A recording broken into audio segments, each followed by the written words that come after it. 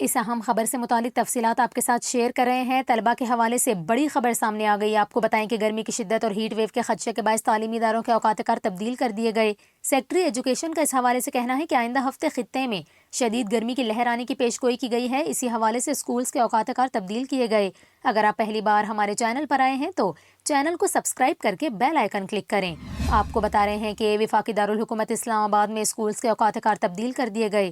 Secretary education کی جانب سے جاری بیان میں کہا گیا کہ وفاقی تعلیمی ادارے صبح 7:30 بجے سے 1 بجے تک کھلیں گے، جبکہ نئے اوقات فوری طور پر نافذ العمل ہوں گے اور گرمیوں کی چھٹیوں تک رہیں گے۔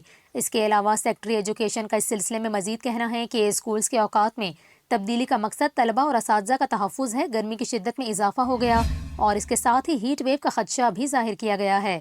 آپ کو بتائیں کہ سیکٹری ایجوکیشن کے مطابق اسلام آباد میں 20 مئی سے اسکولز کے اوقات کار 7:30 بجے سے 1 بجے تک کر دیے گئے، جبکہ نئے اوقات موسم گرما کی تعطیلات تک برقرار رہیں گے۔